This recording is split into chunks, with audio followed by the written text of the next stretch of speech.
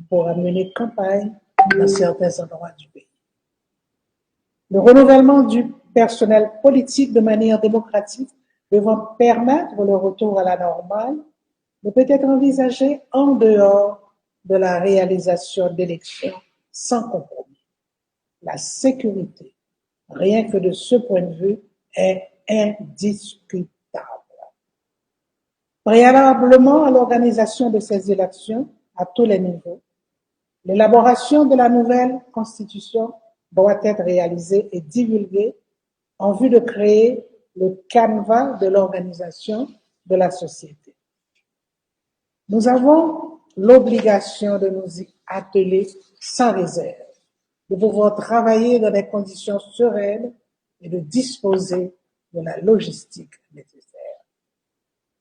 Les différents accords, conventions, protocoles, mémorandums, etc. de l'OEA auxquels Haïti a adhéré imposent à cet organisme régional le devoir et l'obligation d'assister un de ses membres menacé d'un péril imminent face à la dégradation accélérée de son environnement politique, social, éducatif, culturel, naturel et j'en passe. Les symptômes du chaos vous sont sans doute parvenus et je crains qu'Haïti ne soit le seul pays de cette communauté à vivre ce qu'aucun d'entre vous n'accepterait chez lui.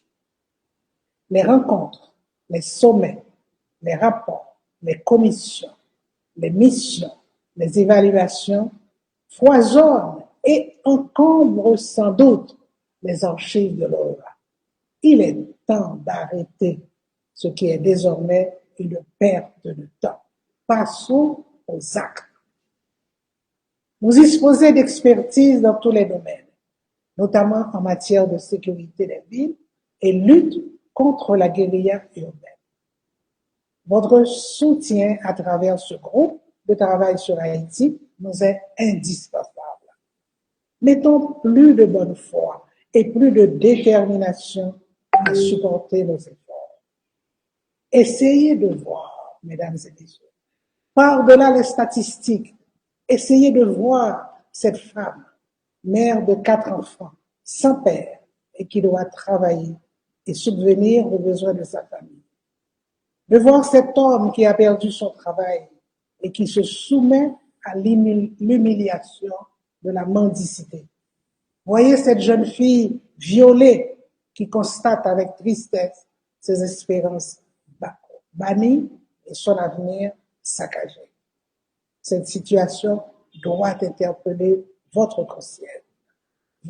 conscience, vous qui avez la capacité d'agir. Le 10 février 1923, le Conseil permanent de l'OEA a adopté, sur demande du gouvernement haïtien, une résolution intitulée « Soutien renouvelé pour une assistance en matière de sécurité et humanitaire pour des élections inclusives, libres, justes et crédibles et pour une transition démocratique en République d'Haïti. » Je souligne à votre meilleure attention. Et comme l'a dénoncé le ministre de la Justice et de la Sécurité publique, les véhicules blindés et les armes commandées légalement par l'État haïtien ne sont toujours pas livrés depuis 18 mois, alors que les bandits en disposent de très sophistiqués. La police nationale est dépassée par la situation et mène, en dépit de tout, une lutte à armes égales contre ceux qui troublent la paix publique. Les efforts semblent être vains.